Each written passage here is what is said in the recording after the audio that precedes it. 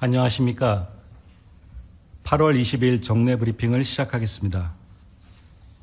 조현 외교장관은 8월 24일 서울에서 로베르토 벨라스코 멕시코 외교장관과 한 멕시코 외교장관 회담을 개최할 예정입니다.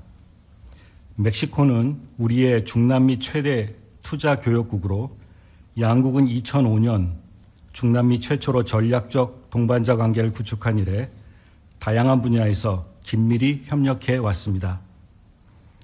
양 장관은 이번 회담을 통해 경제 협력 외에도 AI, 우주, 문화, 교육, 방산 등 다양한 분야에서 양국 간 실질 협력 강화 방안을 논의할 예정입니다. 한편 올해 4월 취임한 벨라스코 외교장관은 멕시코 외교장관으로서는 3년 만에 한국을 방문하게 됩니다.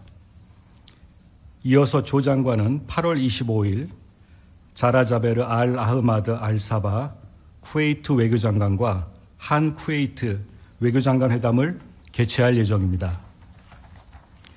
쿠웨이트 외교장관의 방한은 2007년 이후 약 20년 만이며 쿠웨이트는 2025년 기준 우리 제5위 원유 공급국이자 제4위 해외 건설 시장으로 우리와 포괄적, 미래지향적, 호혜적 동반자 관계를 맺고 있습니다.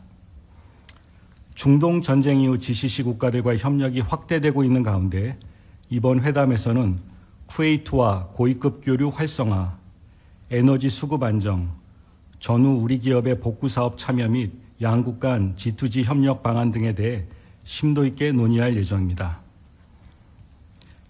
이상입니다. 질문 주시면 답변 드리겠습니다.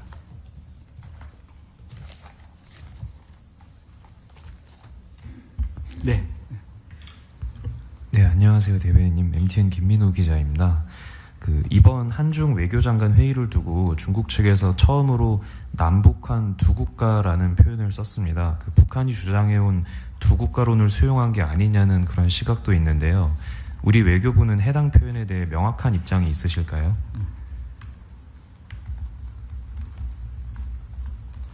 자료를 보면서 설명드리겠습니다. 중국 측은 한반도 정책에 있어서 연속성과 안정성을 유지하고 있다는 입장을 여러 계기에 밝혀오고 있으며 이번 한중 외교장관 회담에서도 북핵 문제를 포함 한반도 평화 안정을 위한 폭넓은 논의가 이루어졌습니다. 중국은 한반도 문제에 대한 입장에 변함이 없다는 점을 일관되게 강조해 왔으며 이번 한중 외교장관 회담에서도 이러한 입장을 재차 확인했습니다. 지난 5월 미중 정상회담에서도 북한 비핵화가 공동 목표로 확인된 바 있는 만큼 정부로서는 한중 간 소통을 지속 강화하며 중축의 건설적 역할을 계속 견인해 나갈 예정입니다. 저 대변인님 더 궁금한 게 있는 게요. 중국 측 그런 발표문에는 뭐 비핵화라든가 아까 언급하신 그런 북한의 대화 복귀라든가 이런 내용이 좀 빠져 있다는 그런 지적도 있는데 이게 소위 뭐 보도 자료에서 이런 걸 좀 빼는 게 일반적인 건지 아니면 어떤 시각이 있는 건지 좀 알 수 있을까요? 중국 측 보도 자료에 대해서 제가 언급할 사항은 없고 다시 한번 설명드리지만 중국 측은 이번 회담을 포함해서 한반도 정책에 있어서 기존의 중국 측이 견지해온 연속성과 안정성을 바탕으로 일관된 한반도 문제에 대한 일관된 입장을 견지하고 있다는 그런 입장을 지속해서 밝혀왔습니다. 네, 감사합니다. 네, 안녕하세요. SPN 박스림입니다. 어제 김여정 부장이 한미연합훈련 축소나 북미 정상소통에 관한 입장을 냈는데 혹시 외교부 이에 대한 총평이 있을까요? 김여정 총무부장의 발표 관련해서 정부는 한반도 평화를 위한 한미 양국의 조치에 북측이 호응하여 북미 대화가 재개되기를 기대하고 있습니다. 정부는 페이스메이커이자 한반도 평화의 당사자로서 한미 간 긴밀한 공조하에 북미 대화 재개와 한반도 평화를 위해 적극적인 노력을 경주해 나갈 것입니다. 어제 입장에서 북미 정상 대화에 관해 김여정 부장이 알지 못한다고 얘기를 하긴 했지만 미측에 관련해서 문의도 하셨잖아요. 혹시 설명 들은 게 있으면 소개 가능할까요?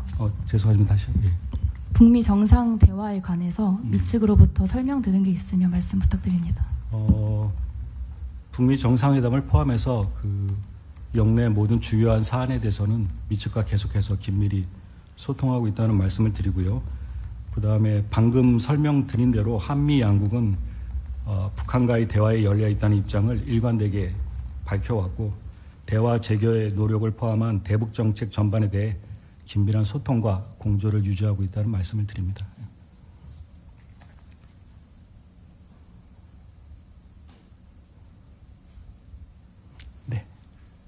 네, 듀데이 김서영입니다. 왕이 중국 외교부장이 발언한 한반도 평화를 위해 노력하겠다는 그때의 의미가요, 한반도 비핵화를 의미하는 건지 이제 말씀 부탁드립니다.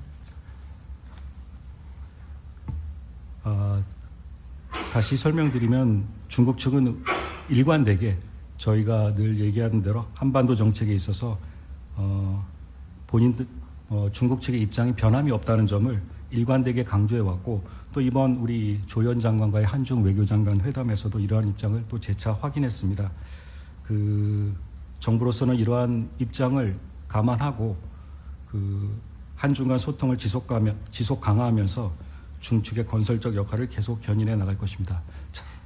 네, 외교부에서 확인하신 중국의 입장이 그동안에 견지해온 중국의 기본 입장이라고 하는 게 한반도 비핵화인 건지 그거를 좀 확실하게 부탁드립니다.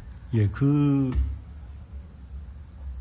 중국 측이 말하는 워딩 그대로 하면 한반도 문제에 대한 중국 측의 입장은 기존 입장과 변함이 없다는 입장을 계속 견지해 왔고 우리 측은 중국 측과 회담을 가질 때마다 우리의 입장을 설명하면서 또 한반도 평화와 안정을 위한 양국 간의 협력 방안에 대해서 계속해서 노력하겠다는 그런 공감대를 가지고 있습니다. 어제 조현 장관님과 왕이 부장 간의 회담에서는 한반도 비핵화 관련된 언급이 있었을까요? 아마 저희들이 배포 자료도 회담 결과를 배포 자료 나눠드렸을 텐데요. 우리 조현 장관은 요 관련해서 우리 대통령께서 밝힌 한반도 평화공존을 위한 청사진을 소개하고 한반도 비핵화와 평화 실현을 위한 우리 정부의 노력을 설명하면서 북한의 조속한 대화 복귀를 위한 중국의 건설적인 역할을 당부했습니다. 이에 대해서 왕이 부장은 중국의 한반도 정책은 연속성, 안정성을 유지하고 있다며 한반도 평화 안정을 위한 건설적 역할을 지속해 나갈 것이라고 밝힌 바 있습니다. 어제 나온 보도 보면 이제 트럼프 대통령이 북한이 57개의 핵무기를 보유하고 있다 이제 이런 발언을 하면서 미국 대통령이 북한의 핵무기 관련 수치를 정확하게 발언한 것은 대단히 이례적이고 그리고 이제 그렇다고 이제 알려졌는데요. 이거 외교부에서 평가하기로는 이 트럼프의 발언을 어떤 수준에서 어떤 의미로 지금 평가하고 계신지 궁금합니다. 네. 우리 정부는 미국 등 우방국과의 긴밀한 공조하에 북핵 관련 동향을 예의주시하고 있습니다. 다만 정보 사안에 대해서는 확인해드리기 어렵다는 점을 양해해 주시기 바랍니다.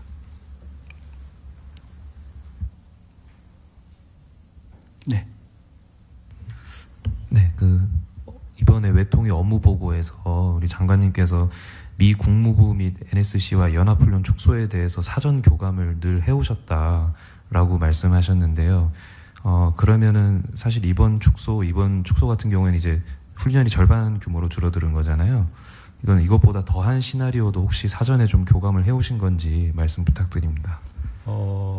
한미 양국은 한미 연합 태세를 포함해서 양국 간 현안에 대해서 지속적으로 소통을 유지하고 있고 말씀하신 국방이나 경제나 이 연합사, 우리 외교부뿐만 아니라 국방부 등 유관 당국과 각급에서 지속적인 소통을 하고 있다는 점으로 말씀을 드리겠습니다. 예. 그럼 하나만 더 여쭤볼게요. 그 혹시 미국이 아직도 대북 정보 공유에 제한을 두고 있나요? 기점은 이제 정동영 통일부 장관의 평안북도 구성시 발언을 기점으로 잡아서요. 그건 관계부처 한번 확인해 보겠습니다. 예. 나중에 보도자료를 혹시 내실 계획이라든가 또 보도자료보다는 한번 확인해 보겠습니다. 예. 네, 감사합니다.